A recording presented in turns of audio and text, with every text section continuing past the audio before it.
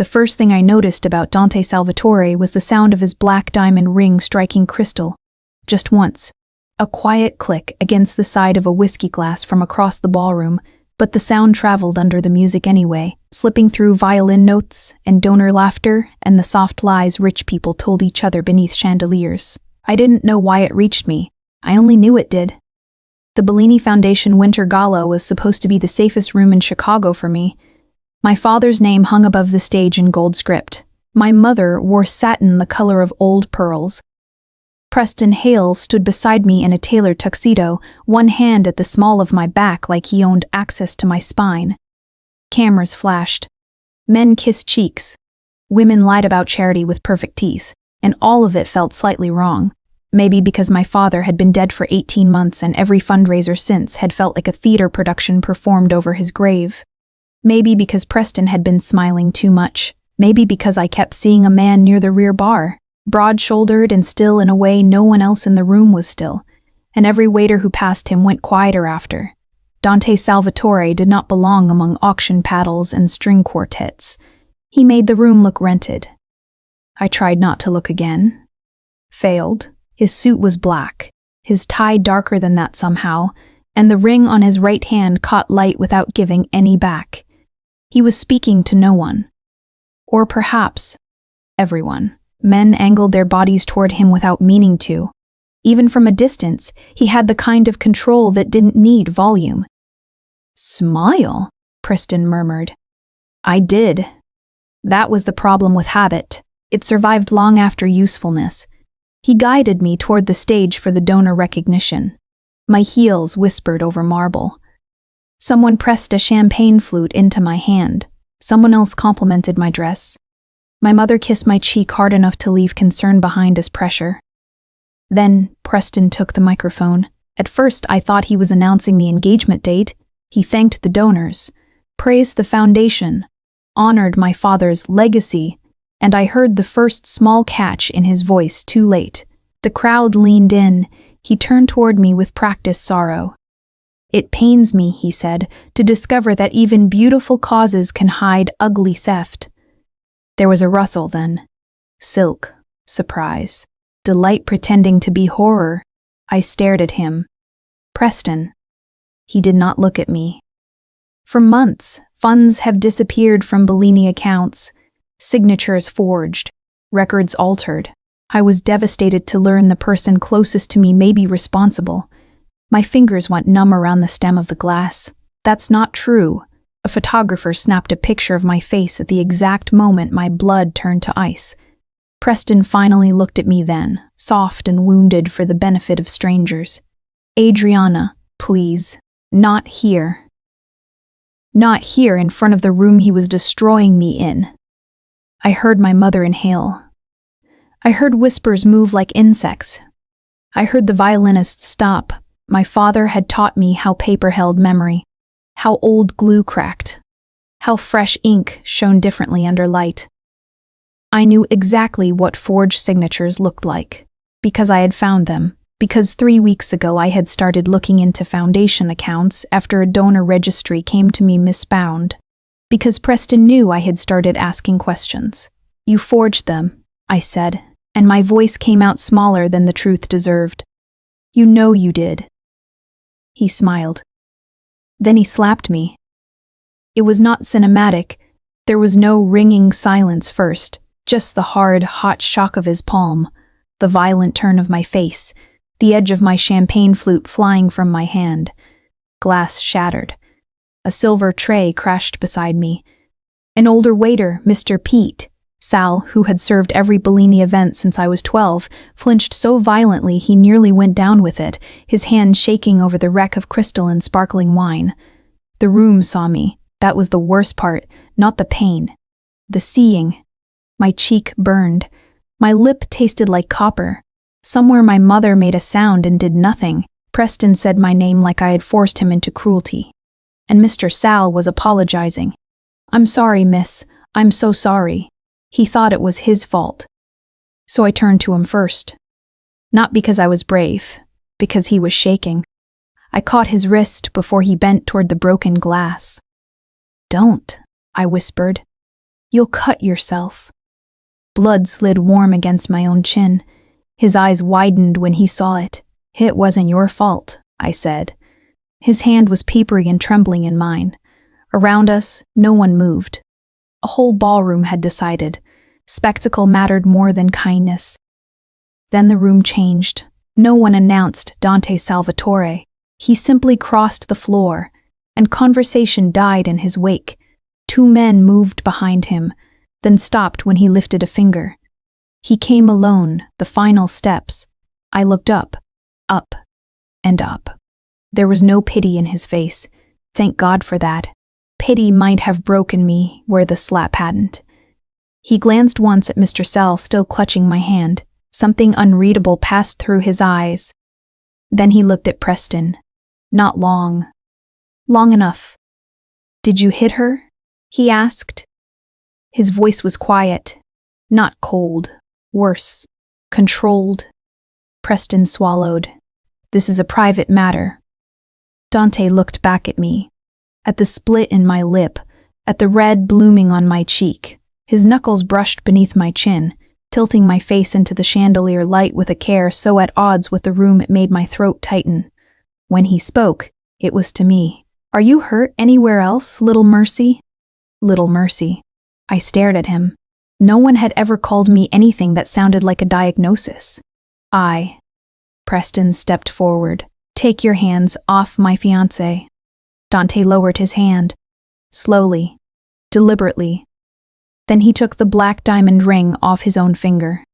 The ballroom watched. So did I. He caught my left hand before I understood what he meant to do. His fingers were warm.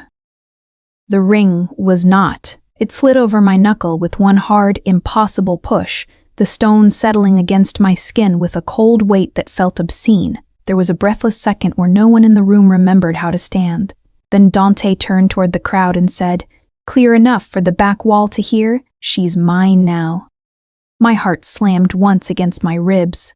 Preston laughed, but the sound broke in the middle. "You can't, just I can," Dante said. He did not raise his voice. He did not need to. Preston blanched. "This is absurd." "No," Dante said, "that was absurd." His gaze flicked to my swelling cheek. "This is the correction." My mother whispered, "Adriana, take that off." I looked at her and understood in one clean, terrible instant that she was more afraid of the room than of what had been done to me inside it. So was I, perhaps, or had been. A minute ago, Dante's thumb touched the ring once, turning it on my finger until the diamond faced out. A private gesture made public, possession as shield. Or cage, I couldn't tell which. "Walk with me," he said. It should have sounded like a request. It didn't. I looked at Preston. He wouldn't meet my eyes. Blood still tasted bright in my mouth. Mr. Sal's hand was no longer shaking under mine. Somewhere in the crowd, a woman whispered my name with relish. No one was coming to save me. Dante had not saved me either. Not exactly. He had done something more dangerous. He had changed the shape of the room. I let go of the waiter. Then I let Dante lead me away. Behind us, the ballroom doors closed on the only life I had ever known. The Salvatore estate sat on the lake like a threat with windows. It was nearly 1 a.m. by the time the gates closed behind us. Iron folding shut with the kind of final sound I felt in my teeth. Chicago lay dark and glittering beyond the trees. The house rose ahead in pale stone and black glass, too elegant to call a fortress and too heavily guarded to call anything else. I had not spoken in the car. Dante had not asked me to. He sat across from me the entire drive, one forearm resting on his knee as if he'd brought women home from ruined engagements every day of his life. Blood from my split lip had dried in a stiff line at the corner of my mouth. The black diamond ring on my finger felt heavier with every passing mile. At the front steps, another man opened my door. He was broad, handsome in a careless way, and looked permanently one insult away from either laughter or murder. "Matteo Greco," he said. "Teo, if we survive each other long enough. I drive. I carry guns. I occasionally get blamed for things I definitely did." Matteo talks too much, Dante said behind him. Teo sighed. And there he is. Encouragement in human form. Under any other circumstance, I might have smiled. Inside, the house smelled like beeswax, polished wood, and something red simmering slowly in a kitchen far away. A woman in her 60s waited in the entry hall wearing black slacks, a crisp blouse, and the expression of someone who had spent 20 years cleaning up after armed men without being impressed by any of them. "Rosa," Dante said. Her gaze landed on my face. Not the ring, not the dress, the bruise beginning beneath makeup. She clicked her tongue once, sharp with disapproval, and stepped toward me with none of the hesitation everyone at the gala had shown. "Come," she said. "Ice first, questions later. Men are useless after midnight." Teo clutched his chest. "Rosa, that is a deeply hurtful stereotype. You are on day 3 of a diet and stole biscotti at 11. It was emotional biscotti." She rolled her eyes so hard I almost forgot where I was. That almost made it worse. Rosa led me not to a guest room, but to a private sitting room off the west wing, where an ice bowl and clean cloth already waited as if someone had called ahead. Maybe someone had. She pressed the cloth to my hand before I could do it myself. "Hold still." I obeyed. She dabbed at my lip and cheek with practiced gentleness. Dante remained in the doorway. He took up space the way fire took oxygen. I should have been afraid in a clean, uncomplicated way. Instead, I felt wrung out and strangely alert, like every nerve in my body knew I had left one danger and entered another shaped like safety. "Thank you," I said to Rosa. "Don't thank me," she muttered. "Thank your face for not shattering. That boy of yours had a cheap wrist." "Ex-boy," Teo corrected. "Posthumous if the boss gets nostalgic." Dante looked at him. Teo lifted both hands. "And I'm silent. Look at me. A monk." When Rosa finished, she disappeared and returned with tea. Dante waited until the door shut behind her before he spoke. "Your room is upstairs." My fingers tightened around the cup. "I'm not staying." "Yes, you are. You don't get to decide that." "I already did." Anger arrived at last, hot enough to burn through shock. I set the cup down too hard. "You put your ring on me in front of 300 people." "Yes." "You announced I belong to you." "Yes." "Are you insane?" "Occasionally. Not tonight." I stood. So did he, though he had never fully leaned against the door in the first place. The movement felt unfair. He didn't loom on purpose. His body simply made certain rooms smaller. "I don't know what game you think you're playing," I said, "but I am not property and I am not part of whatever message you were trying to send." "No," he said. "You were the message." That stopped me. He crossed the room then, not close enough to touch. Just close enough that I had to tilt my head to keep eye contact. "Preston Hale was going to hand you to Raffaele Vescovi tonight." The name meant nothing to me. The certainty in his voice did. I frowned. "What? Your fiancé has gambling debt, political debt, and a talent for surviving by selling other people. By midnight, he intended to end the engagement publicly, destroy your credibility, and transfer you as leverage." My stomach turned. "That's ridiculous. It's documented. You expect me to believe you over the man I was supposed to marry?" His gaze did not change. "No. I expect you to start asking yourself why I would storm a public gala for theater when I despise theater." The answer came too fast. "Because he wanted something from me." I said it out loud. "What do you want?" He looked at the ring, then back at me. "For tonight, you alive." That would have sounded dramatic from anyone else. From him, it sounded logistical. I laughed once. I hated that it shook. "And tomorrow?" "Tomorrow we discuss why forged foundation signatures lead back to accounts in your name." Every drop of blood seemed to leave my body. He saw it. Of course he did. I didn't forge anything. "I know." The words landed strangely. "Then why are you saying it like that?" "Because the men coming for you won't care." The house settled around us with old sounds, a vent turning on, pipes shifting, footsteps somewhere distant, I became aware of the cold marble under my bare feet, where I had kicked off one heel and not remembered when. "What are your rules?" I asked finally. A flicker in his expression. Approval, maybe. Or resignation. West Wing, 2 guards outside, 1 downstairs. You don't leave the estate without me or Teo. You don't answer unknown numbers. If Enzo tells you to move, you move. If I say, get down, you don't ask why. And if I refuse? His eyes dropped to my ring hand. Not possessive. Calculating. You can refuse the room, the food, the conversation. You can hate every stone in this house, but the lock still turns when I decide. There it was. Not shouted, not cruel. Quiet control.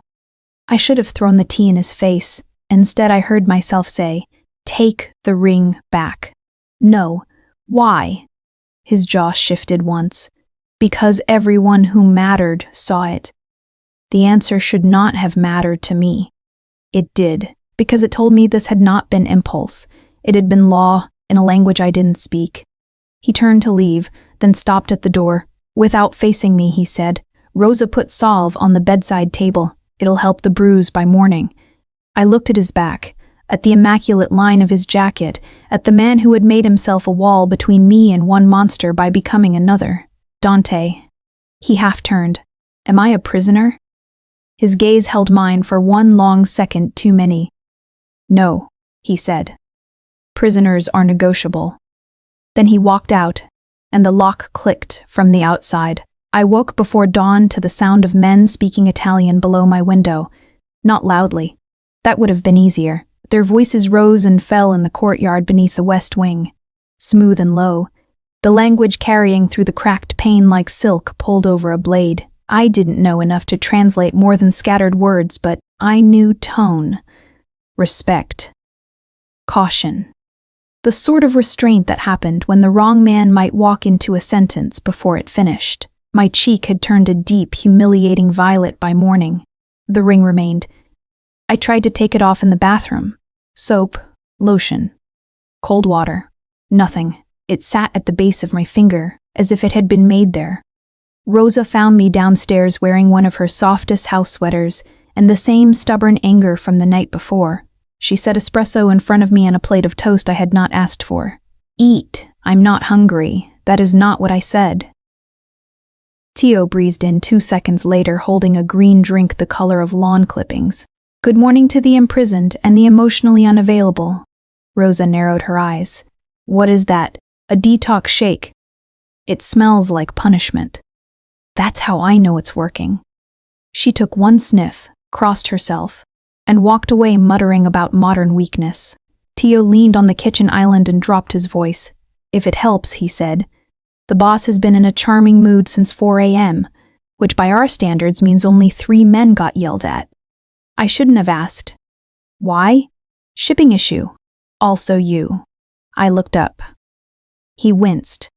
That sounded worse than intended. I mean your problem, not your person. You as an active noun. You know what? I'm going to stop. A laugh escaped me before I could stop it. Small. Treacherous. Teo pointed like he'd won something. There. Human noise. Rosa owes me $20. Rosa shouted from the pantry, I owe you nothing. And stop teaching the poor girl your nonsense. The poor girl. I stared into my espresso and told myself not to get used to warmth, not even borrowed warmth inside a criminal house. By 10, Enzo Conti introduced himself outside the library. He was older than Teo by at least 15 years, thick through the shoulders, with a flattened boxer's nose and steady brown eyes that never seemed to miss an exit. His suit fit like he expected to fight in it. I handle security, he said. That sounds more dignified than bodyguard. It pays the same. He gestured down the hall. Boss wants you upstairs. We walked through a part of the house that overlooked the lake. The air smelled faintly of cedar and gun oil. Men moved with quiet efficiency at computers behind glass walls. Phones buzzed and were silenced on first vibration. No one stared at me, which somehow made the staring I felt more intense. At the end of the corridor waited Dante's office. The room should have belonged to some professor by the water, Shelves of leather-bound books, a long desk of dark walnut, windows opening onto gray lake light. Instead, it belonged to a man who had built fear so carefully he could afford beautiful things. Dante stood by the desk with a ledger open in front of him. He did not tell Enzo to leave. Enzo did it on his own. I stayed near the door. You wanted me. Come here. The order slid under my skin. I hated that I obeyed. He turned the book toward me. Look. One page. Donor names. Transfer amounts. Signatures. At first my mind refused it. Then the details sharpened. The ink on the Bellini trustee authorization line had feathered too deeply into the paper. Wrong pen pressure on the third capital. The date used a modern registrar's hand instead of the older foundation style my father had maintained for years, and the signature at the bottom pretending to be mine was good enough for a banker and terrible enough for me. I reached before I thought better of it, fingertips hovering over the margin. This is forged. Dante watched my face, not the page. How do you know? I pointed. Because whoever did it traced from a scanned copy. They pressed too slowly through the downward stroke of the A. And this stock is from the wrong print batch. Bellini switched suppliers after a humidity issue in March. He was silent. I glanced up. What? Nothing. That meant it was something. I set the ledger down more carefully than the situation deserved. Where did you get this? From one of Hale's accountants this morning. My throat tightened. Did you hurt him? Yes. The simplicity of it should have disgusted me. Instead, I hated myself for only asking badly. Enough. I looked away first. Your father taught you, he asked. I nodded. Document restoration. Conservation. He said paper was honest if you knew where to look. The ghost of memory caught me off guard. My father's warm hands guiding mine over brittle vellum, teaching me to see what had been altered and what had merely survived. I swallowed hard. Dante's voice lowered. There's more. He opened a drawer and removed a small leather prayer book, gilt edges worn thin at the corners. My breath left me. It was in the Foundation archive, he said. My father's missal. You recognize it. I restored it last month. A strange look crossed his face then, something like confirmation. And when you restored the spine? I stared. The seam, the thickness. My father had left one panel stiffer than the others, and I had thought the glue uneven. I took the book from Dante's hand and opened it gently, thumbs searching the inner board. There. A layer beneath the lining. My pulse climbed. There's something inside, I whispered. Before he could answer, a crack split the glass behind him. Instinct moved him faster than thought. Dante lunged across the desk, caught me around the waist, and drove both of us to the floor as the window burst inward in a spray of safety glass and lake wind. Men shouted outside. Another shot. Enzo's voice thundered from the hall. I landed hard under Dante's body. The breath punched out of me, his hand locked behind my head against the carpet. He smelled like winter air and dark citrus and gunmetal. Too close. Far too close. His heart did not race. Mine forgot how. Stay down, he said against my hair. As if I had options, he reached behind him, drew a gun from somewhere hidden, and fired once toward the shattered window without lifting more than his shoulder. Somewhere outside, a man screamed. I froze, not because of the blood, not even because of the shot, because of the efficiency. No rage, no hesitation, violence like breath. Dante pushed up enough to look at me. A shard had nicked his jaw. Are you hit? I couldn't answer. He glanced at the prayer book still trapped beneath my arm, then at the ring on my hand flashing black among broken glass. For a second, listener and devil and rescuer all lived inside the same face. Then he stood and became the boss again. Enzo, he called. Lock the house down. No one leaves. We have movement. Someone had already started the war. The first time Dante touched my throat, it was to keep me from dying. By evening, the estate had become a machine under pressure. Doors that had stood open now required codes. Men moved in pairs. Even the lake looked watched. The broken office windows were boarded from the outside, turning that beautiful room into a bunker with books. No one told me much. That was the maddening part, not fear, though I had plenty of that now. But the fact that danger existed in full sentences around me while the people responsible fed me fragments and expected gratitude. Rosa pressed fruit on me. Bianca Vitelli, the doctor on Dante's payroll and apparently his cousin, examined my cheek with cool hands and colder eyes.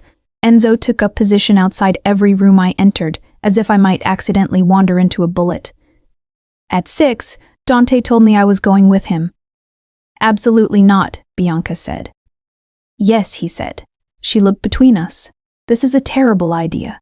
I need her to open something. Bianca's gaze landed on me. Then he'd better bring you back. There was more history in that sentence than I understood. We drove downtown in an armored SUV that smelled faintly of leather, rain, and Tio's revolting detox powder. Tio drove. Enzo sat in front with a rifle case between his knees. Dante sat beside me in the back, silent as cut stone. Good news, Teo announced as we merged into traffic. Rosa texted me. She says if I survive this week, she'll make osso buco. Enzo grunted. That's not romantic, that's nutrition. You understand nothing. In her language, braised meat is practically a proposal. I looked out the window so I could smile without feeling disloyal to my own panic. The building we entered on the near north side wore legitimacy like expensive cologne.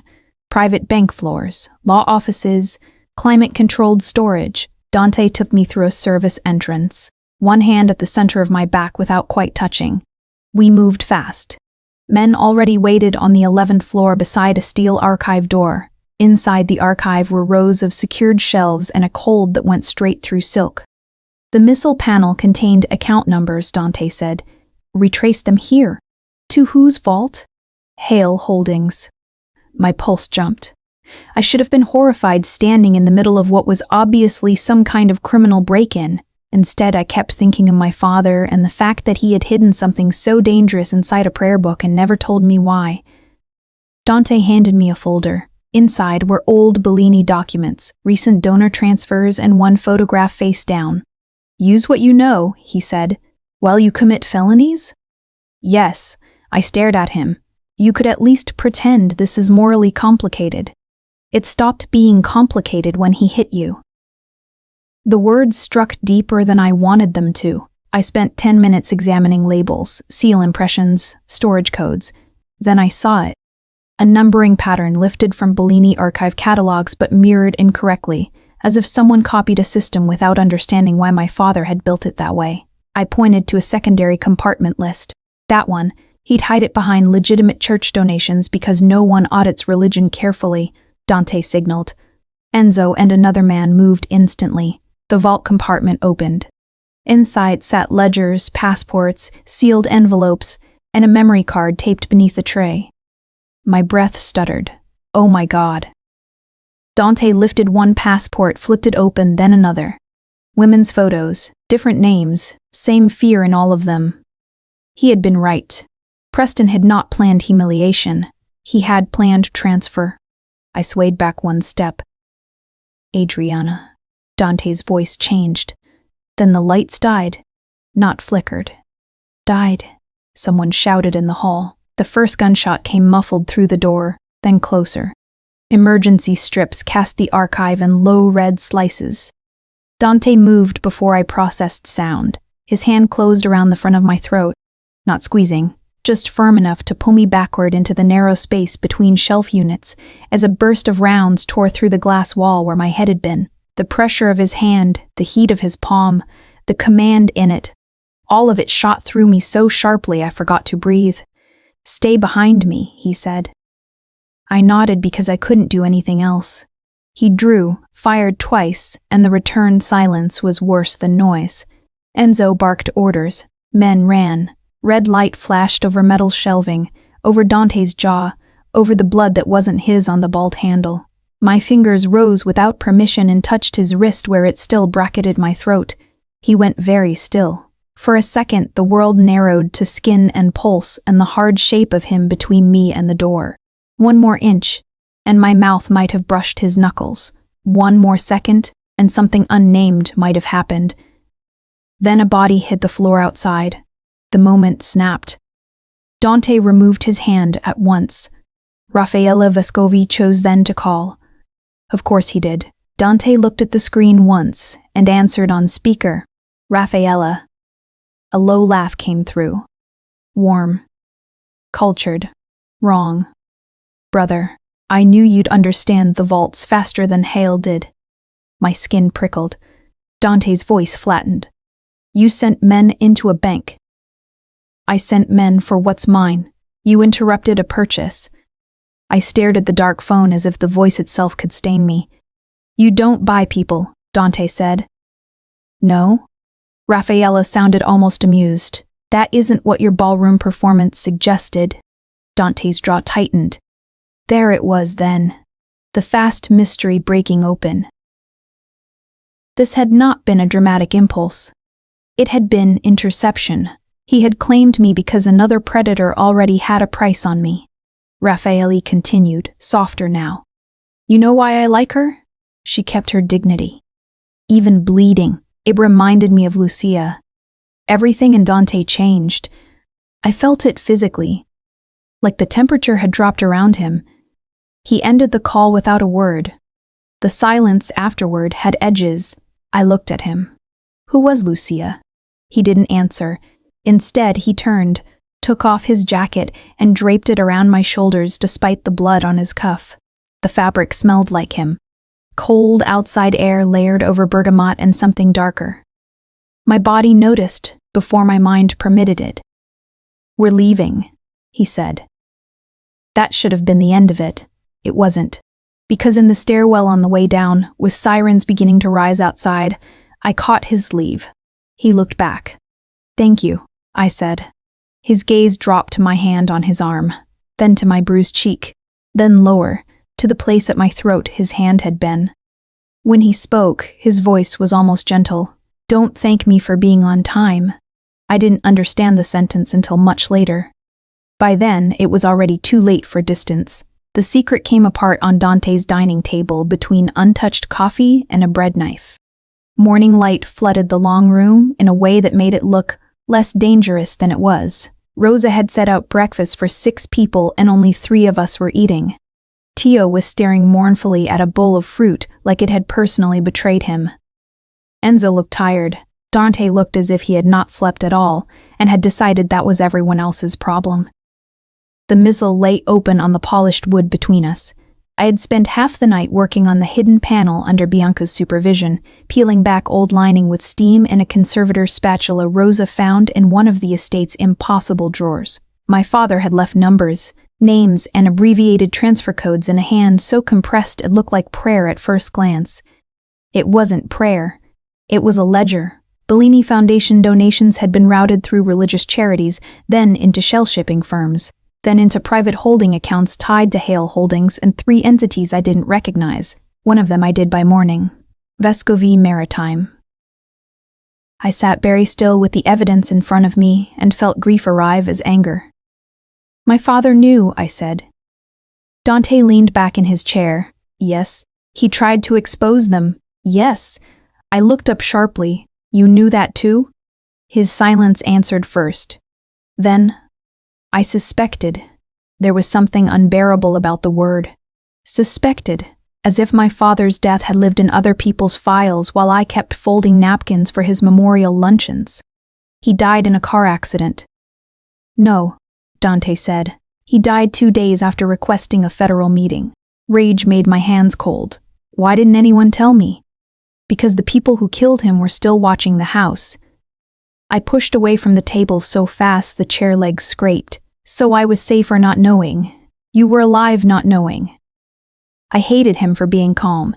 I hated myself more for recognizing the difference. Tio lifted his espresso. For what it's worth, I hate every part of this and my diet simultaneously.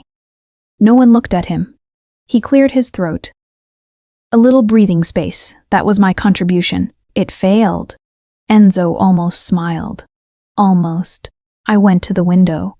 The lake outside had turned hard silver. The ring on my finger flashed black when I touched the glass. My father gave me that missile the week before he died, I said. He told me if anything happened, I was to finish the restoration myself and never let Preston near the archives. My laugh came out brittle. I thought he was being dramatic. I thought grief had made me hear warning in everything after he died.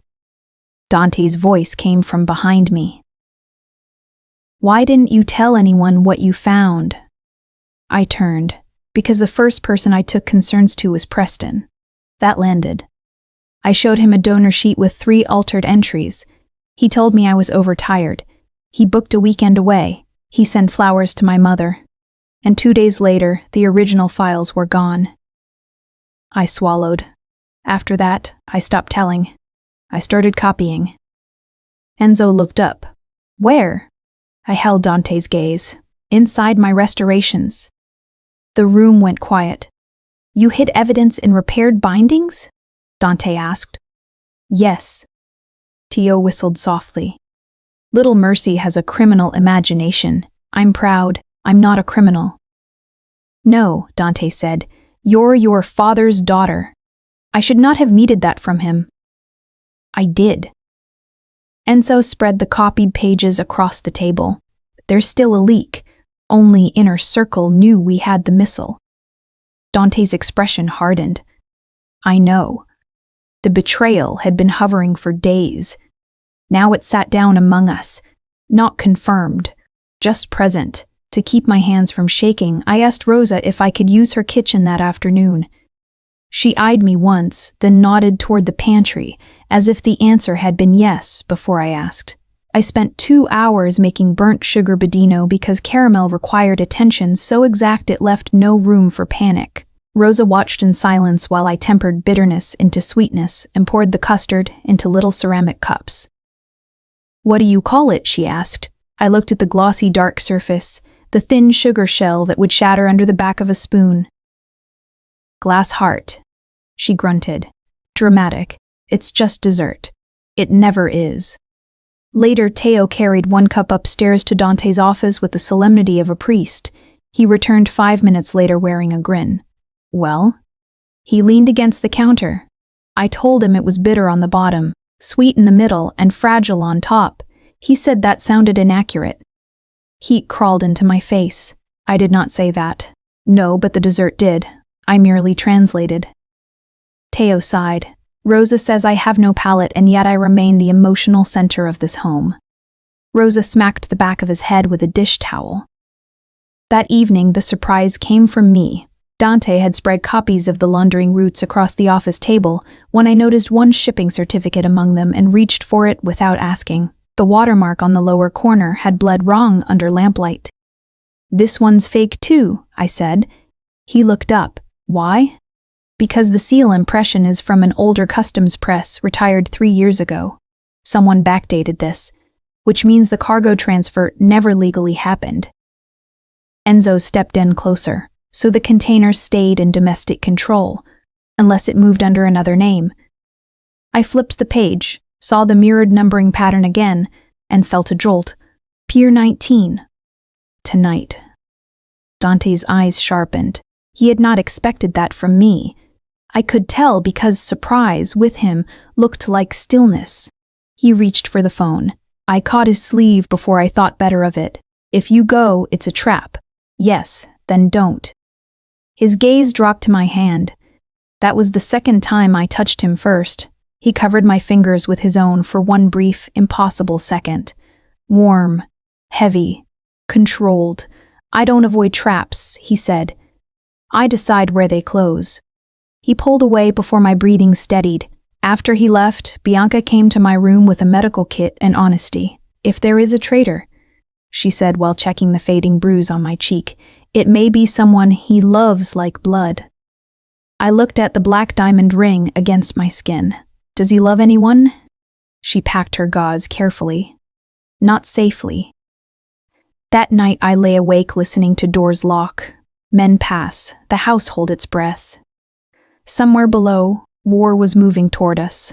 Somewhere closer, betrayal had already entered. I didn't know which frightened me more. War arrived in the rain. Pier 19 was a trap. Exactly as I had said, Dante went anyway, exactly as he had warned me he would. By midnight, one of his warehouses burned along the river. Enzo came back with blood on his collar that wasn't his, and Rosa ordered everyone into the kitchen because apparently feeding armed men during a gang war was how she kept from screaming. Teo limped in with a scrape across his forehead and announced, "Good news. If bullets are keto, I'm finally making progress."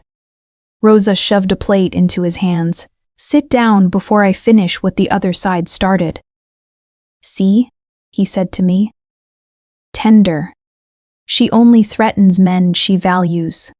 I was at the stove warming broth when Dante entered. Every sound in the room thinned. Rain darkened his overcoat. One cuff was torn. He had a cut along his temple and that same terrible composure he always wore after violence, as though the storm had happened to other people. My body reacted before my brain did. Pulse rising, lungs tightening. Some part of me counting his injuries like prayer beads. Bianca pushed past me to inspect him. "I'm fine," he said. "Then you won't mind sitting." He sat. I stood there holding a ladle like an idiot while Teo muttered around a mouthful of bread. This is my favorite part. The healer bullies the tyrant. Bianca cleaned the cut at Dante's temple. He did not flinch once. When she finished, his gaze found mine over her shoulder. "Come here, Adriana." I set the ladle down and crossed the kitchen on legs that did not feel entirely my own. He reached for my hand. Just that. My hand. But when his thumb turned the black diamond ring against my finger, the familiar cold click of stone and metal made everything in me go too aware. "Still there," he said. I noticed. A corner of Teo's mouth lifted. Bianca looked deliberately elsewhere. Rosa slammed a cabinet harder than necessary, which in her language meant privacy. Dante stood, with me. We did not go upstairs. He took me through a side hall, down a narrow stairwell, and out across the rain-slit courtyard to the small family chapel I had only glimpsed from the windows. Inside, votive candles flickered beneath old saints, and the air smelled like wet wool, wax, and stone. The storm drummed the roof so hard it felt like being inside a heart. "Why am I here?" I asked. "Because it's the only room no one enters without knocking." The honesty of that hit differently. I wrapped my arms around myself. "How bad is it?" "Bad?" "You always answer like that." "When the longer version changes nothing." He pulled a handkerchief from his pocket, wet one corner with bottled water from the font shelf, and reached for my face. I should have stepped back. I didn't. He cleaned a streak of soot I hadn't known was on my cheek from the kitchen stove. His hand stopped at my jaw. Stayed. Almost. Then he drew it back. That was the third time he had stopped himself. The air changed with it. "You were right," he said quietly. "About the trap. That doesn't feel good. It wasn't meant to." The rain pounded harder. Somewhere beyond chapel walls, men were preparing for more blood. In here, the silence between us became something fragile and unbearable. "Who is Raffaele?" I asked. Dante looked at the candles instead of me. "A man who survived the same streets I did and learned the wrong lessons better." "Lucia was your sister." He went still.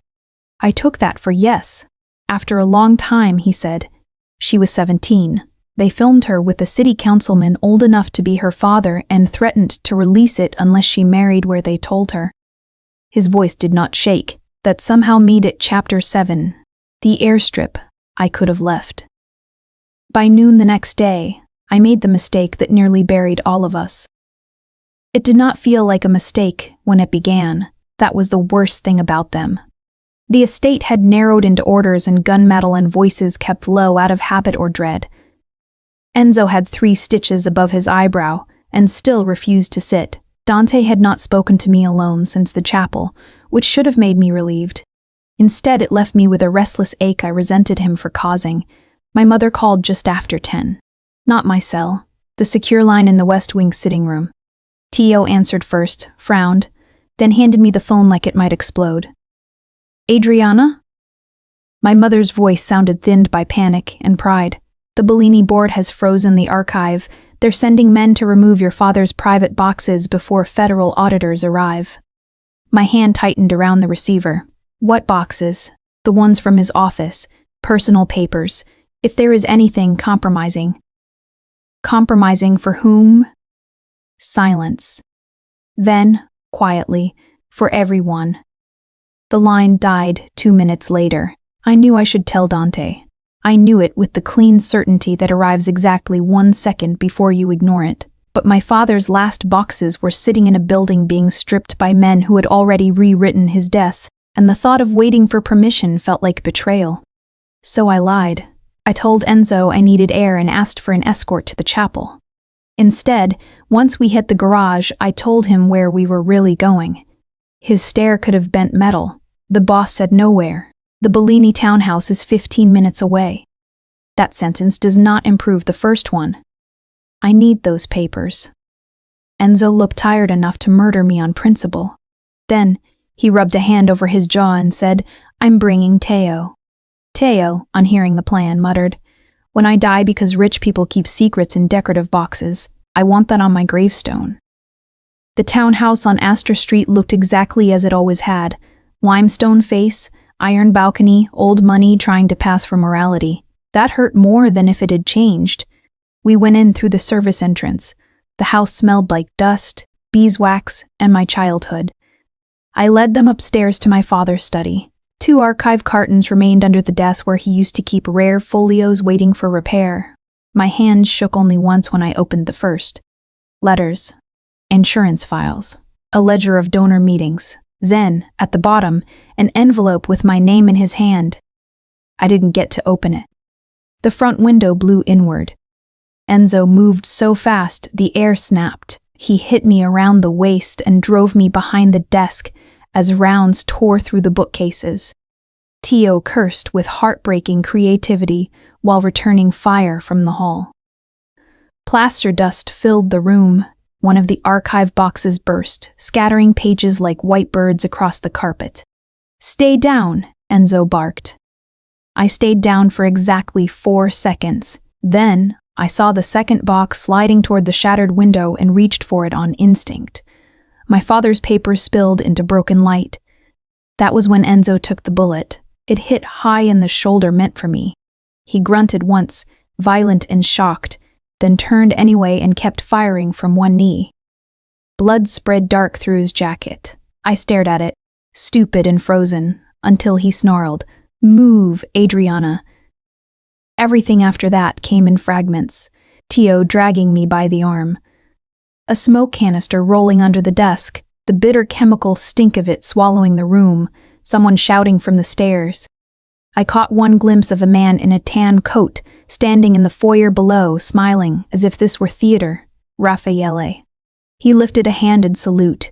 Teo hauled me through the back corridor and into the alley while Enzo stumbled behind us, pale and furious. We barely made the armored car before another shot blew out the rear light. At the estate, Bianca met us in the garage. Her face changed when she saw Enzo. Mine changed when I saw Dante. He crossed the concrete in silence, took in the blood on Enzo, the soot on me, the archive envelope still crushed in my fist. "What happened?" he asked. I opened my mouth. "Lie, carefully," he said. I told the truth then, because there was nothing left to protect with a lie. When I finished, the garage was so quiet I could hear water ticking off the undercarriage. Dante did not raise his voice. Enzo, surgery. Teo, with him. Teo hesitated, looking between us. Then he went. Dante waited until the others cleared the room. "You left this house after I told you not to." "Yes. You used Enzo as cover for your grief." The words hit like a slap because they were exactly cruel enough to be true. I was trying to save my father's papers, and Enzo bled for it. I flinched. He saw that and hated himself for making me do it. I could tell. He did not take the words back. Instead, he held out his hand. I gave him the envelope. He looked at my father's writing and something in his face shuddered. "There will be a plane at the North Airstrip in 1 hour," he said. "Florence Safe House. Rosa goes with you." You can leave this war. I stared at him. Is that what you want? No. The answer came too fast to be strategic. It's what keeps you breathing. For a second, I thought I might beg him not to send me. The fact that I wanted to was humiliating enough to stop me. So I packed. At the airstrip, wind knifed across the tarmac. Rosa stood beside me with 2 bags and an expression that suggested she could cook or kill with equal competence. The jet door stood open. I had a passport in a false name, a life I had not chosen, and one real chance to walk away. My mother called again. I signed the emergency statement, she said without greeting. The board is removing your name from operational control. If you board that plane, Adriana, the family can still say you were manipulated. And if I don't? A pause. Then, very quietly, then you belong to his world now. I looked at the dark trees beyond the runway, at the ring on my hand, at the life that had been arranged for me so neatly I could step into it and vanish. Then I looked back at the open jet and understood something awful and clean. If I left, Raffaele would keep coming, and Dante would fight alone, carrying the cost of my mistake and my father's truth.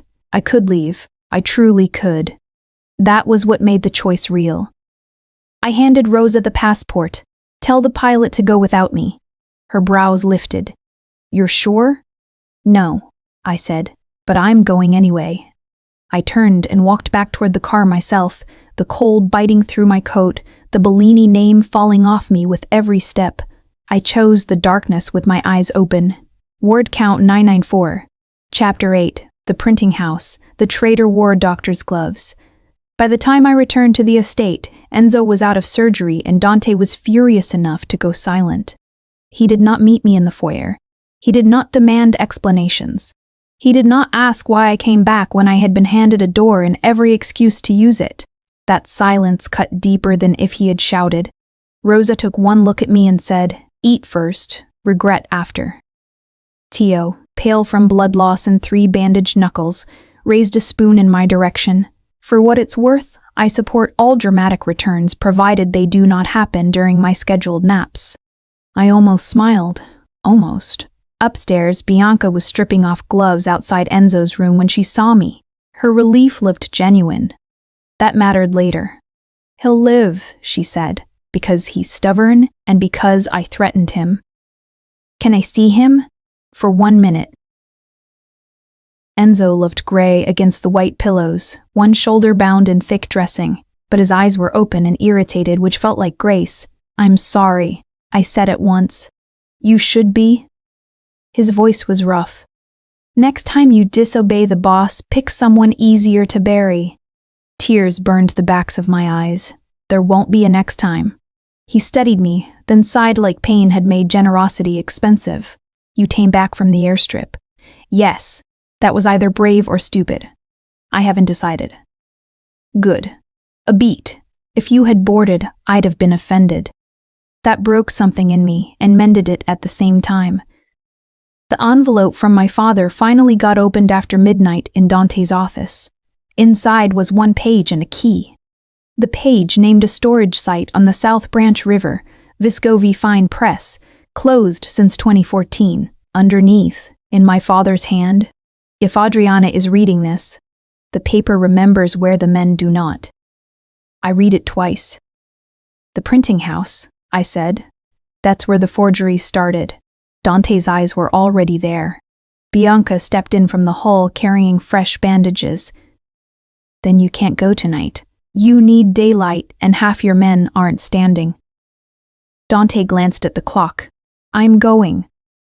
Of course you are, she snapped, because self-preservation remains a rumor in this family. It should have made me laugh. Instead, I noticed her hands. Too steady, too white at the knuckles. Maybe I wanted to suspect someone by then. Maybe my nerves had sharpened into instinct. Maybe my father's line about the paper remembering primed me to look for what didn't fit. When Bianca reached across the desk, her bracelet slid back, and I saw the imprint beneath it. A recent zip-tie bruise, narrow and angry. She noticed me noticing. The room changed. Dante did too. He followed my gaze, took in her wrist, and went absolutely still. "Who touched you?" he asked. Bianca set the bandages down. "No one." That was answer enough. Teo appeared in the doorway at the same moment, reading the danger a fraction too late. Bianca moved fast, grabbing the scalpel from the tray and catching me by the arm before anyone reached us. Steel kissed the side of my throat. I stopped breathing. Teo swore. Dante did not move at all. "Bianca," he said. Her face had gone bloodless. "He has my brother." "What?" "Rafaela's Carlo, since Tuesday." Her grip shook once against my neck. "He said if I didn't give routes, times, numbers, he'd ship Carlo out in pieces." Pain and fury warred across Dante's face. "Why didn't you come to me? Because Lucia came to you." Bianca's laugh broke in the middle, and we all know how that ended. The sentence hit like shrapnel. For one raw second, I thought Dante might shatter the room with his bare hands. Instead, he said, "If you hurt her, I can't help him." "I know." Tears stood in Bianca's eyes and did not fall. "I'm sorry." She dragged me backward into the hall. Men shouted. Teo moved left. Dante lifted one finger and everyone froze. "Bianca," he said again, softer now. "Don't make him right." Her mouth trembled. "He already is." The sedative on the scalpel nick got into my blood before I even understood what the dizziness was. Clever. Medical. "Bianca." My knees weakened. The corridor tilted.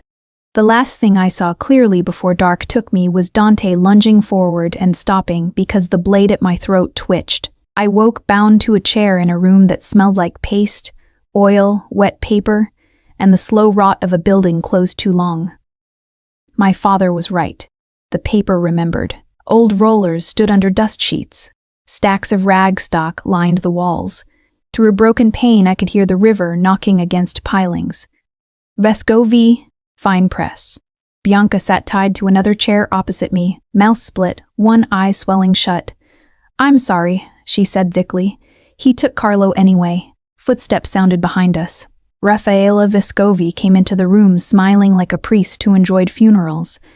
He was handsome in the way Dante might have been if Grace had curdled. Same stillness, same dark suit, same learned economy. But where Dante made silence feel protective or lethal, Raffaele made it feel entertained. "You finally found the press," he said. "Your father always was sentimental." I swallowed against the rope, biting my wrists. "You killed him." He tilted his head. "No, I gave him a choice. Men like your father never survive choices." He looked at Bianca with almost tender contempt. "And this one disappointed me." Bianca spat blood at his shoe. He smiled wider. "I tested the rope, industrial plastic ties, not rope." But on the work table behind him sat jars labeled for restoration solvents and old binding glue, their scents unmistakable even through fear. My pulse changed. He noticed. "That's right, little archivist. You know exactly where you are." He stepped closer. "And your Dante is already too late." Word count 990. Chapter 9. The fire door. He found me alive, not waiting. Raffaella liked rooms that had once been beautiful. I realized that while he talked, not monologuing exactly, he was too controlled for that, but he moved through the old printing house as if savoring its decay. One hand brushing abandoned presses and lead-type trays like relics in a church. No one else had earned. He wanted witnesses. Texture. Echo. The man did not just commit violence, he staged it. Dante never would. That was the mirror between them. Same restraint, same intelligence, different appetite. Raffaele left us with 2 guards and the promise that Dante would come, because Dante always came when women were used as messages. Bianca sat slumped across from me, fighting the drug and her own shame. The plastic tie around my wrists had been cinched so tight my fingers were starting to numb. "Can you stand?" I whispered. Probably not elegantly. That's enough. The room stank of paste, mildew, and ethanol. On the restoration bench to my right sat shallow trays of solvent, old cloth, brushes, a kettle plate, and a rusted paper cutter bolted to the table. My father had been right again. Paper remembered where men did not. I knew these smells. I knew what softened bindings and what caught fast if heat-kissed fumes. I shifted my chair 1 inch, then another. A guard looked over. Sit still. I let my head loll like the sedative still owned me. He smirked and looked away. 3 more inches got my bound hands close enough to tip the nearest tray with my fingertips. Solvent spilled across the table and onto the floorboards, sharp and cold. The second guard cursed and came toward me. I kicked the kettle plate cord free with my heel. The plug sparked once against the damp floor. Flame ran blue, then hungry. The guard shouted. Bianca, glorious, even half-conscious, shoved her chair sideways into his knees. He went down hard. I threw myself backward, chair and all, into the burning edge of the bench so the heated metal scorched the plastic at my wrists. Pain ripped white through my hands. I bit my lip and kept sawing. Adriana? Bianca gasped. Move. The tie gave. Not all at once. Just enough. I tore one hand free, grabbed the fallen guard's knife, and cut Bianca loose while smoke thickened under the rafters. She dragged herself upright on shaking legs. The first guard lunged. I drove the knife handle into his throat because I did not know how else to use it. He folded, gagging. The fire alarm did not work. Of course it didn't. But the smoke did. It poured up the stairwell, out the cracked windows into the river night. We staggered into the corridor as gunfire erupted somewhere below. Men were already inside. Dante. I knew it before I saw him. Not because of the guns, because of the way the building silence changed around fear that belonged to other people. Raffaele stepped from the catwalk above us and fired downward. Bianca shoved me against the wall. The bullet meant for my chest hit her below the ribs. Time tore. She made a small shocked sound and slid to the floor. I caught her before her head struck concrete. Blood spread hot through my palms. No. Her hand clawed for mine. Carlo's in room 12, she whispered. Basement records. I checked the locks. I'm sorry. I'm so sorry. Then she shoved my wrist with surprising force. Go. Footsteps thundered up the stairs. Dante appeared through smoke and muzzle flash like something the dark had been growing for years. His suit was torn. Blood marked one sleeve. His eyes found me first. Everything else in him stopped. Little mercy. My whole body answered to the sound. He reached us in 3 strides, dropped to one knee, touched my face, my shoulders, my hands, counting damage with his palms. Then his gaze fell to Bianca bleeding out against the wall. A world of history passed over his face and was locked away in the same breath.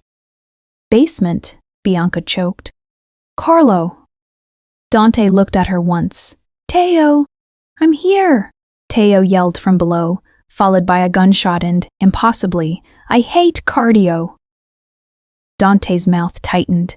He stood, hauled me up with one arm and put a gun in my shaking hand. I stared at it. Safety's off, he said. You point and keep walking. I don't know how. You know enough. That was the thing about him. He never gave comfort where competence would save me better. We moved through smoke and screaming metal with Bianca's blood on my dress and Dante's body taking every open angle before I saw it. At the basement door, Teo emerged carrying a teenage boy half-conscious over one shoulder and coughing theatrically. Good news, he wheezed. I rescued the hostage. Bad news. The hostage weighs as much as despair. Even then, with fire alarms dead and the building trying to turn itself into a grave, he made me laugh once on accident. It came out like a sob. He seemed pleased anyway. Raffaele's voice boomed from somewhere above. You always did arrive late, Dante. Dante handed Carlo to Teo. Take them out. I'm not leaving you, I said. His head turned. Smoke streaked his face. That wasn't a request. I should have obeyed. Instead, I caught his sleeve. Don't let him make you like him. For one brief, unbearable second, his hand covered mine. Then he was gone up the stairs. Outside, the river wind hit like cold mercy. Men dragged Bianca to an ambulance already too late for hope. Tio shoved Carlo into paramedics and doubled over coughing. "Tell me you shot someone," he said to me. "I hit a throat." He looked scandalized and impressed. "Rosa is never going to let me be your favorite again." Gunfire cracked from the upper windows, then silence. Dante came out 3 minutes later alone, face bloodless, jaw locked, Raffaella's signet ring in his fist, and nothing clean left in his eyes. I knew before anyone spoke that the final battle had not happened yet. Men like Raffaele did not end in smoke unless the whole city saw the body. "He's gone?" I asked. "Not far." The truth sat between us. One of them would finish this, one of them might not come back. And this time, I was not waiting behind a locked door. Ord count 998. Chapter 10. The Roofline. We ended it where the city could see. Bianca died before sunrise. Carlo lived. He turned my hand over and pressed his mouth to the inside of my wrist, right where my pulse betrayed me fastest. Not a victory kiss. Not possession. A vow, maybe, or the closest thing men like Dante Salvatore were ever willing to make where anyone could hear it. When I came around the counter, he met me halfway. My palms were sticky with sugar. His were scarred and warm and careful when they settled at my waist. "Yes," I said again, because once wasn't enough for the look on his face. In daylight, in all of it, something in him gave then, not broke. Gave. As if he had been holding up a ceiling for years and had finally found one room where it would not collapse if he let his arms lower. He touched the black diamond ring on my hand once, turning it until the stone caught the kitchen light. "Then keep it," he said quietly. "I was planning to." His mouth almost smiled. From the other side of the door, Teo shouted, "If nobody is crying in there, I'm coming back for the custards."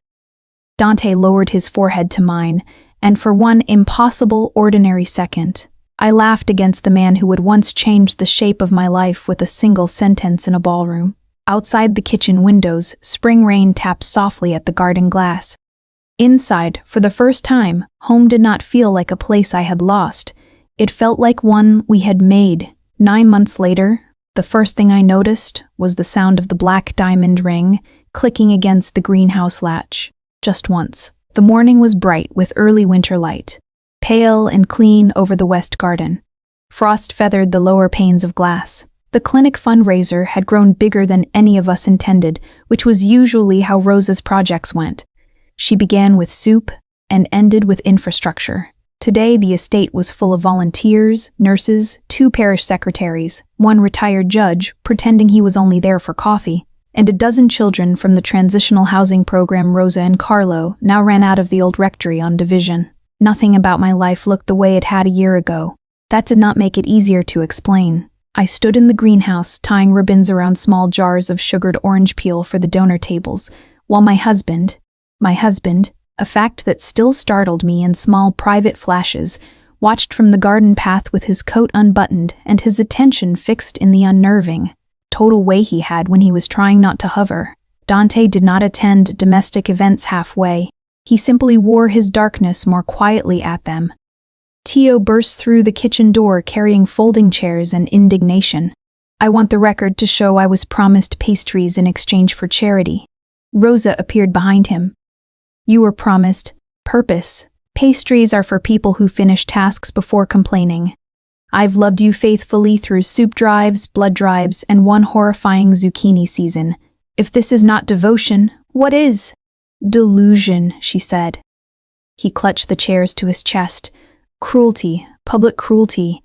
Adriana, tell her I look thin." I glanced up from the ribbons. "You do, actually." Teo blinked. "Wait, really?" "No." He sighed toward the ceiling.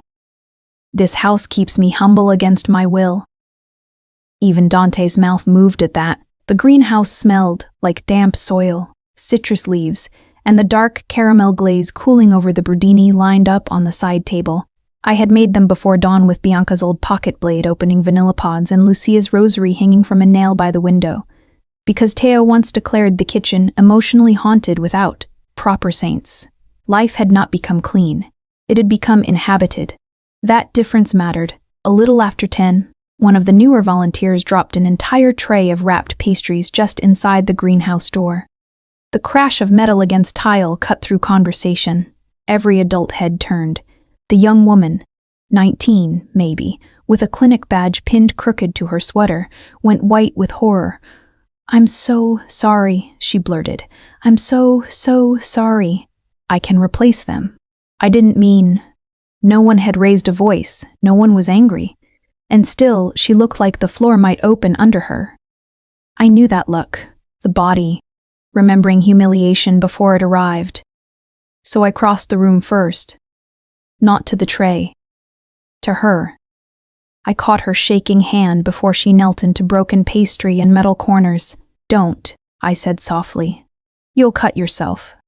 Her eyes snapped to mine. "It wasn't your fault," I said. The words landed between us with the strange force of a door opening in 2 times at once. Silence moved behind me. I did not turn immediately. I didn't have to. I could feel him there. That complete stillness that meant Dante was remembering something he would never describe in public. The girl let out one breath too fast and laughed at herself for nearly crying. Tio swooped in behind me with a dish towel and the solemn air of a battlefield medic. "Excellent news," he told her. 5-second rule applies in criminal households.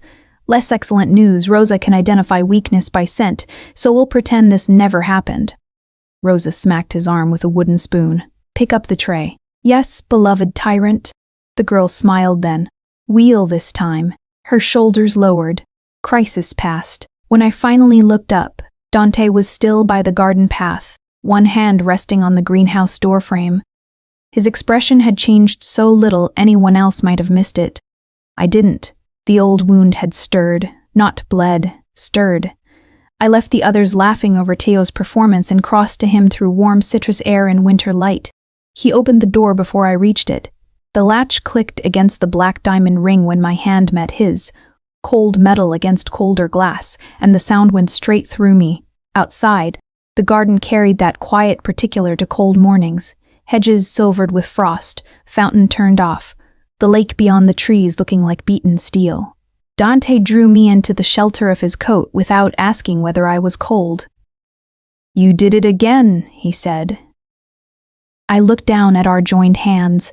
The ring sat dark against my skin, no longer a brand, no longer a shield. Something chosen. Something lived in.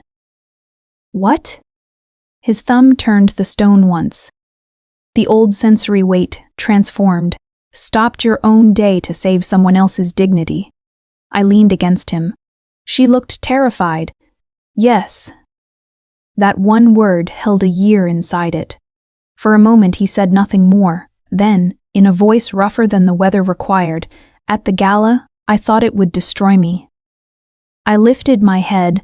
"What would? The fact that you still existed." He looked out over the frozen garden rather than at me, that a person could be struck in front of a room and think first about the man dropping the tray. A short breath. "I wanted to put a wall around you that night. A gate. A lock. Every brutal solution I knew. You did put a ring on me in public." His mouth almost turned. "Yes. And now?" He looked at me then. Now was all over his face.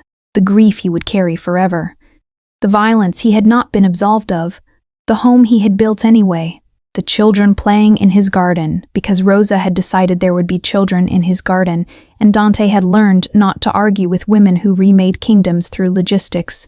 "Now," he said quietly, "I know it costs you something to stay soft in a world that rewards hard people.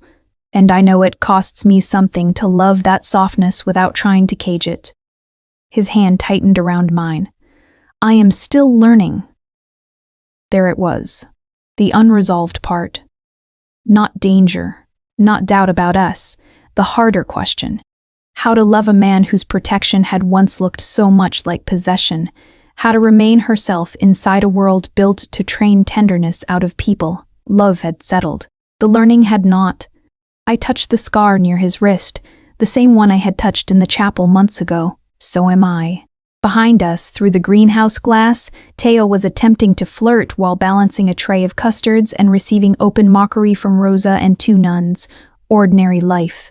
the most radical thing I had ever seen. Dante bent and kissed my forehead, not because he was careful anymore, because he knew exactly how much weight simple gestures could carry. When we went back inside, the room warmed around us. He took the tray from my hands before I asked. Tio announced this as proof of marriage-related personality erosion. Rosa told him to be useful or be silent. A little boy with carrot-stained fingers ran past Dante's leg, stopped dead as if only now realizing whose house this was, and stared up in alarm. Dante crouched to eye level. The child swallowed. Sorry. Dante glanced at the orange peels scattered from the boy's paper cup, then at me. I knew that look. Before the child could fold in on himself, Dante said, in the calmest voice in the room, "It wasn't your fault. Floors are slippery." The boy blinked, then grinned, then ran off before anyone could dignify the moment with gratitude. My throat tightened so suddenly I had to look away.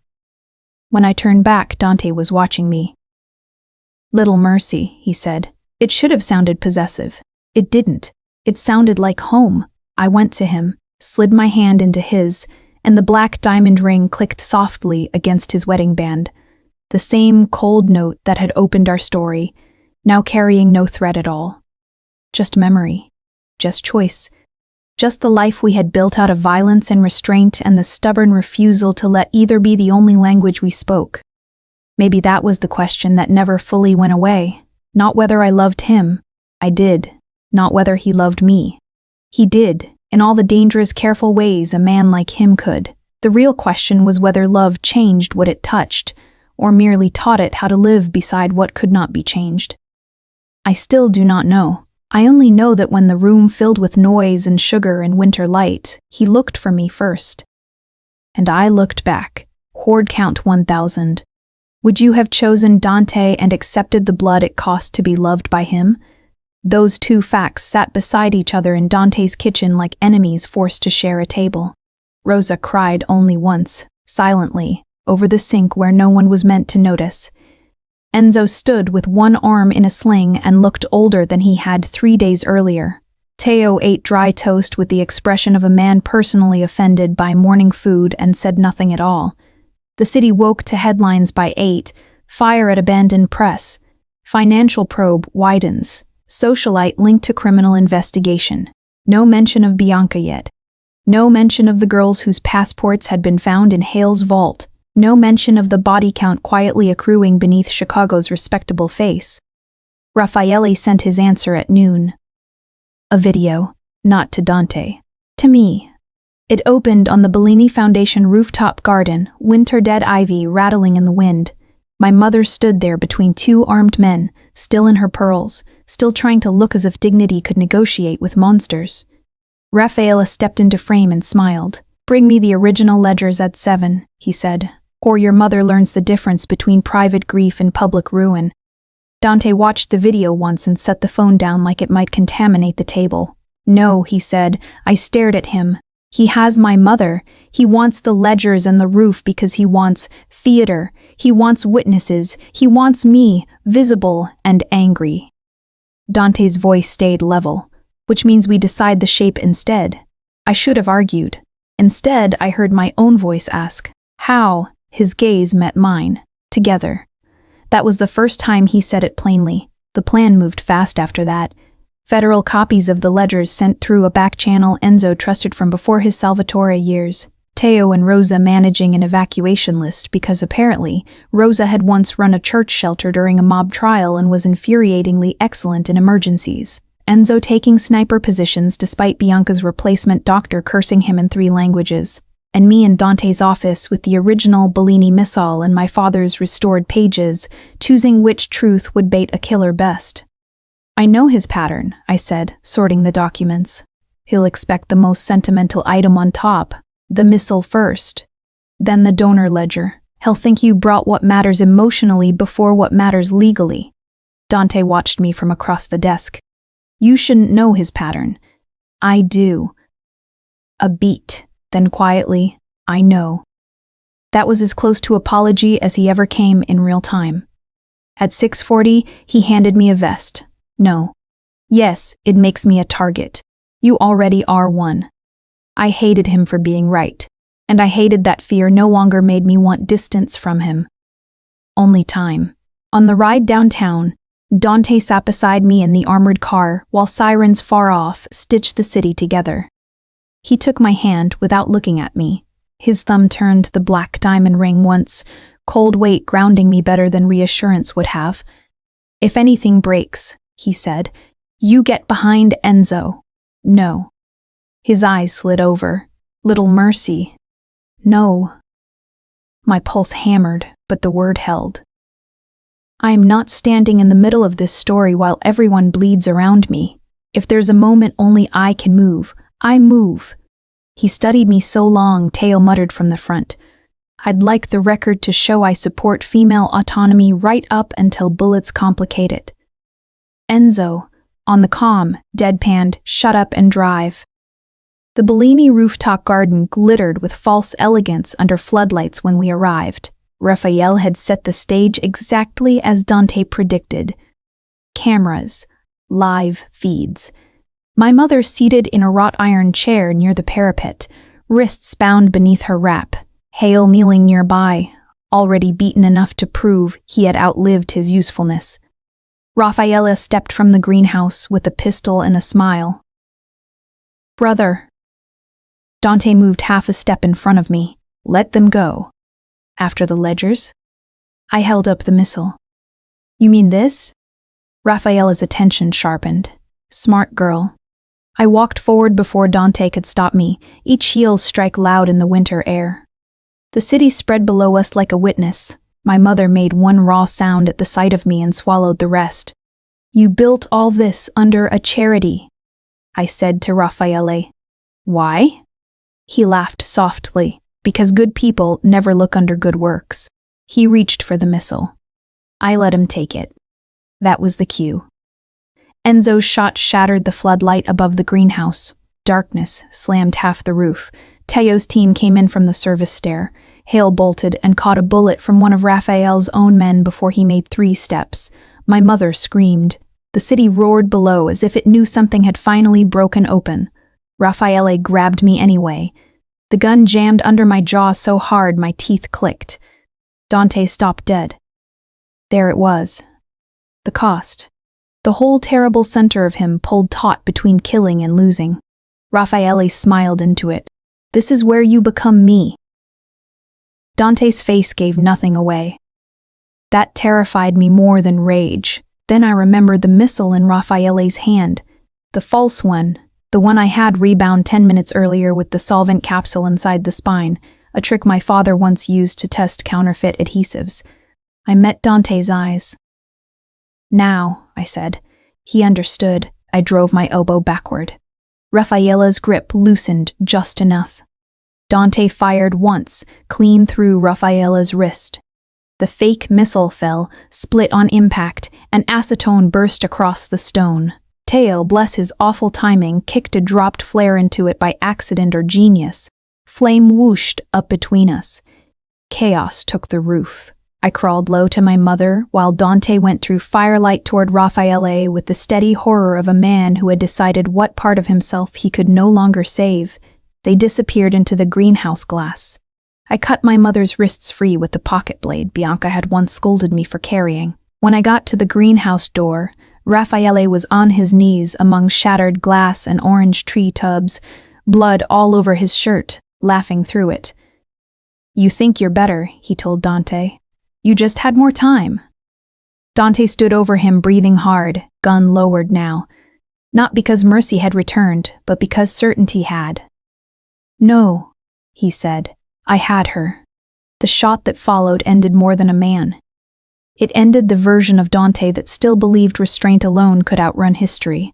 When the sirens finally reached the roof, he turned to me through smoke and broken leaves, and I saw exactly what victory had cost him.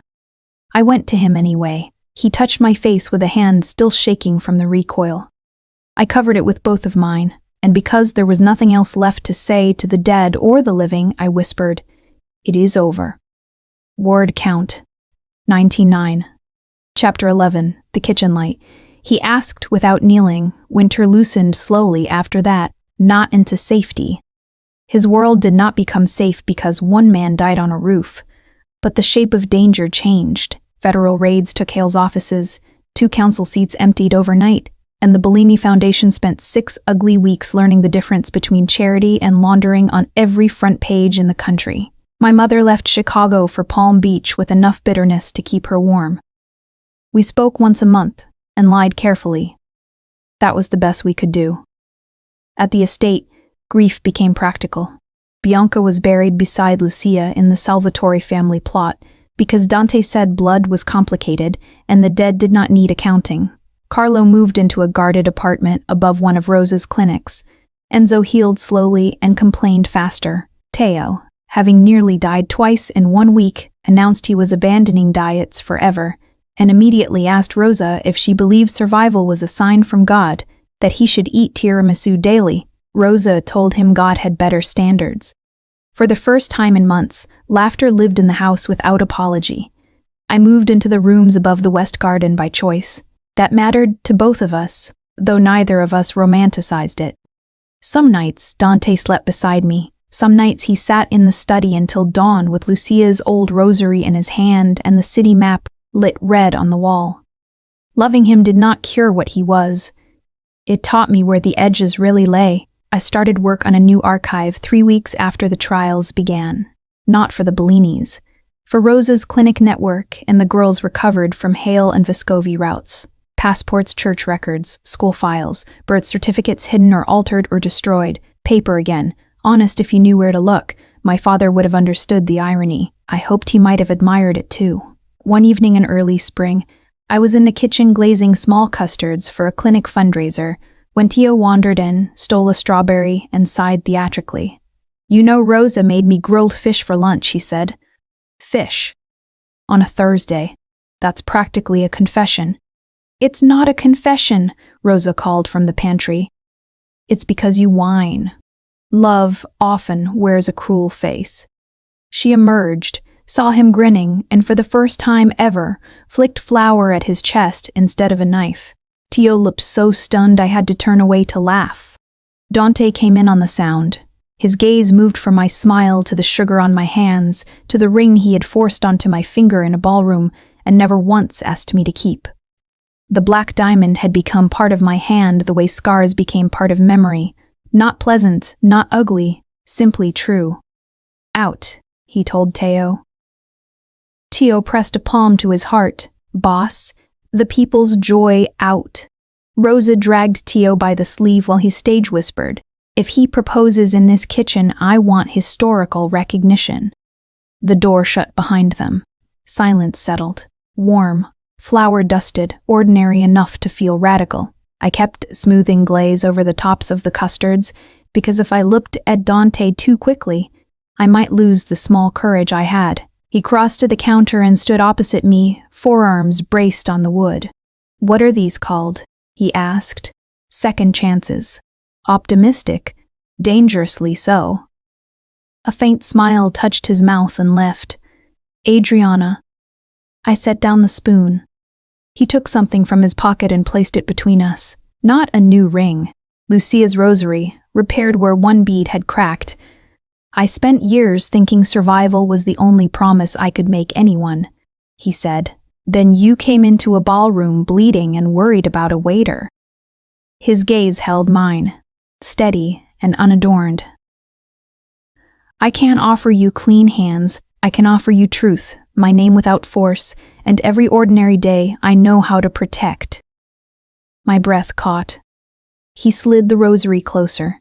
"If you stay, stay because you choose me in daylight, not because I was the nearest door in the dark." He did not kneel. He did not have to. The weight of him had never depended on posture. I looked at the man across from me. Violent, disciplined, grieving, impossibly careful with the things that could still wound him. Then I looked at the life we had already built in the rubble. Rosa swearing at men she loved. Teo making everyone laugh in the middle of triage. Enzo teaching clinic guards how to read exits. Me with sugar on my wrists and records for girls no one had protected in time. I put my hand over the rosary. then over his. Yes, I said, and my voice shook anyway.